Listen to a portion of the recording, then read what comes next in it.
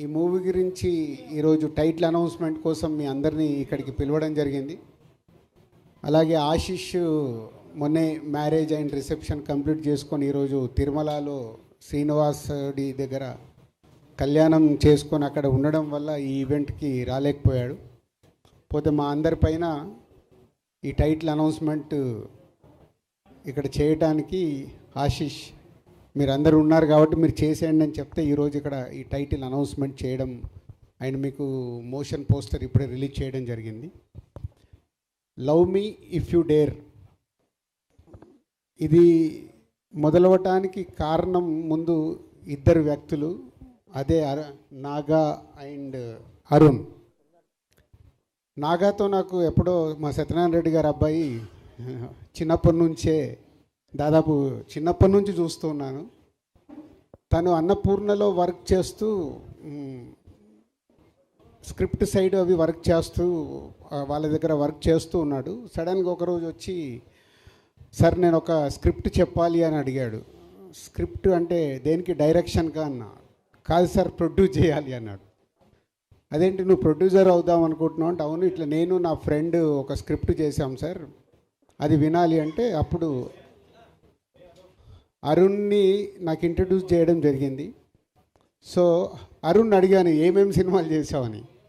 నేను ఇప్పటివరకే సినిమా చేయలేదు సార్ అన్నాడు. మళ్ళీ నాకు బ్లాంక్. కానీ నేను ఒక ఇట్లా 3 నవల్స్ రాశాను సార్, సో నా ఇలా స్టోరీస్ మీద నాకు గ్రిప్ ఉంది సార్ అని. సో అప్పుడు నాగాకి అరుణ్కి నేను ఈ స్క్రిప్టు వినటానికి టైం ఇవ్వడం జరిగింది. సో మీ అందరికీ తెలుసు, నేను స్క్రిప్ట్ వినాలన్నా ఒక స్క్రిప్ట్ వింటే నేను దాంతో ఎలా జర్నీ చేస్తాను అని. ఆ స్క్రిప్ట్ విన్న రోజు ఈ love me if you dare నాకు ఎప్పుడో ఒక 20 years వెనకకి వెళ్ళిపోయాను. అంటే ఇన్ని సినిమాలు తీసిన నాకు మళ్ళీ వెనకకి ఎందుకు వెళ్ళానంటే, నాకు ఆర్యా సినిమా విన్నప్పుడు నాకు ఒక వైబ్స్ 20 years బ్యాక్ అంటే నేను టూ యంగ్, అప్పుడే సినిమా ఫీల్డ్లోకి వచ్చి దిల్ మూవీ అండర్ ప్రొడక్షన్లో ఉన్నప్పుడే నేను ఆర్యా స్క్రిప్ట్ విన్నాను. 20 years తర్వాత ఒక స్క్రిప్ట్ నన్ను విన్న తర్వాత ఒక న్యూ ఏజ్ ఫిలిం నన్ను హాంట్ చేస్తూ ఉంది. సో వాళ్ళిద్దరికి అదే చెప్పాను, అంటే కొత్త వాళ్ళు బాగా రాశారు, ఎలా అనుకుంటున్నారు ఏంటి అంటే, మాకు బాబు సైలెన్స్ అమ్మా, సైలెన్స్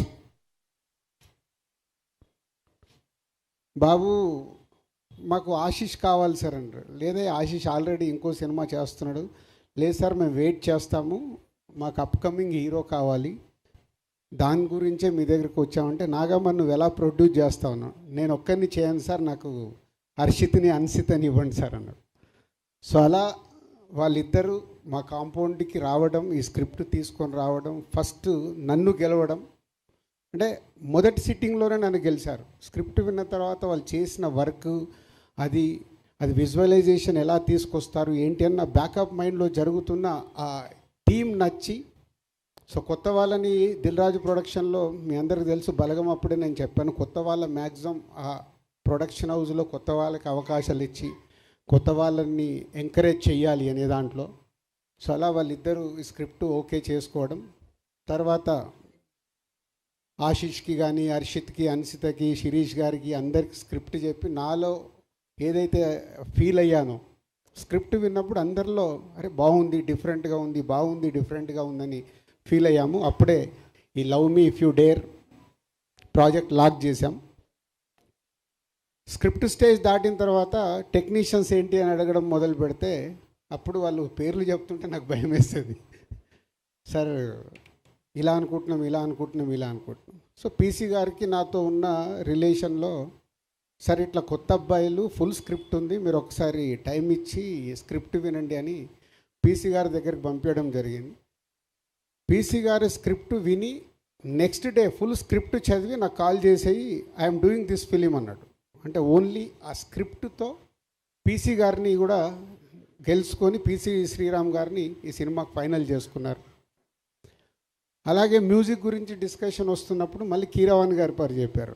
కీరవాణి గారి పేరు మీకు ఏమన్నా, నాగా ఇలాగే అన్నాను, నాగా ఏం ఆలోచిస్తున్నావు నీకు తెలుసా, బాహుబలి, త్రిబుల్ ఆర్లు ఇలాంటి సినిమాలు చేస్తున్నారు. నెక్స్ట్ రాజమౌళి గారిది, మహేష్ బాబు గారి సినిమా ఉంది, నువ్వు కీరవాణి గారిని అంటే, సార్ పీసీ గారిది ఎలా అయితే ఒక ఛాన్స్ ఇప్పించారో ఒక్కసారి మాకు అపాయింట్మెంట్ వస్తే చాలు సార్ అని నేను అడగలేదు. వాళ్ళే అప్రోచ్ అయ్యి కీరవాణి గారి దగ్గరికి వెళ్ళి కీరవాణి గారికి కూడా స్క్రిప్ట్ ఇచ్చి, కీరవాణి గారు స్క్రిప్ట్ చదివి, మళ్ళీ నేను అసలు మాట్లాడలేదు కీరవాణి గారితో, వాళ్ళే అప్రూవల్ చేసుకొని వచ్చి అగ్రిమెంట్ తీసుకొచ్చి సైన్ పెట్టమన్నారు.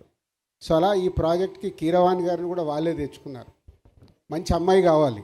బేబీ అప్పటికే వైష్ణవి రిలీజ్ అయింది. రకరకాల అమ్మాయిలు అనుకుంటున్నారు.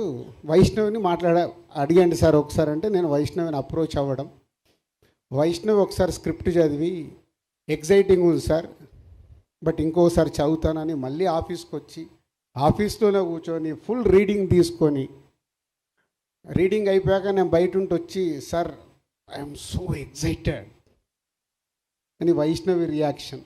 ఇట్లా అంటే ఒక స్క్రిప్ట్ ఇంతమంది సక్సెస్ఫుల్ పీపుల్ని లోపలికి తెచ్చుకున్న సినిమా.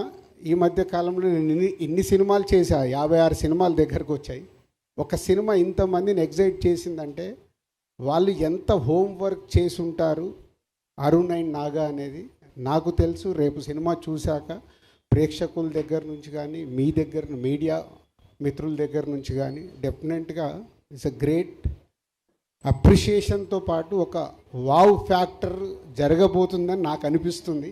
ఆ వావ్ ఫ్యాక్టర్ కోసం నేను వెయిటింగ్లో ఉన్నాను. ఆ రోజు ఎప్పుడు వస్తుందని వెయిటింగ్లో ఉన్నాను, సినిమా కంప్లీట్ అయ్యి మీ అందరికి చూపించడానికి. సో ఈరోజు జస్ట్ టైటిల్ అనౌన్స్ చేసి సినిమా ప్రోగ్రెస్ గురించి చెప్పుదామని. సో ఈరోజు 27th ఫిబ్రవరి 27th, కరెక్ట్ 2 months, ఇక నుంచి 60 రోజులు, April 27th cinema release.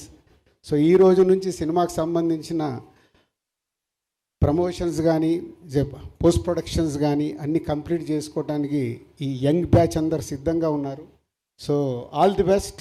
Naga and Arun Balagam తర్వాత అన్షితకు వేరే సినిమా రెడీ కావాల్సింది, అది డిలే. ఈ సినిమా వాళ్ళకి సెకండ్ ఫిలింగా అవ్వడం. అలాగే ఆశీష్కి కూడా వేరే సినిమా రెడీ కావాల్సింది, ఈ సినిమా రెడీ అవ్వడం. ఏదో అన్ని కోఇన్సిడెంట్గా నాకు ఆర్యాకు ఏదైతే జరిగిందో ఈ సినిమాకు మీ అందరికీ అలా జరగబోతుందని నాకు వైబ్స్ అనిపిస్తున్నాయి. ఆ వైబ్స్ నిజంగా ఏప్రిల్ 27 ప్రేక్షకులు కూడా రియాక్ట్ అవుతే మీ లైఫ్లో ఇదొక గ్రేట్ మెమొరీ. మంచి సినిమాతో పాటు మీకు ఒక మంచి మెమొరీ కాబోతుంది మీ యంగ్ బ్యాచ్ అందరికీ నమ్ముతున్నాను. So all the best old team. So journey చెప్పగలిగాను. ఇంకా సినిమా వాళ్ళకి చూపించినప్పుడు, రేపు టీజర్ చూసినా, ఈ సినిమాకి సంబంధించిన కాంటెంట్ చూసినప్పుడు డెఫినెట్గా మీడియా మిత్రులు వాళ్ళకు నచ్చితే, ఒక మీకు బలగం సినిమానైతే ఎలా ఎంకరేజ్ చేశారో ఈ సినిమాను కూడా ఎంకరేజ్ చేస్తారు.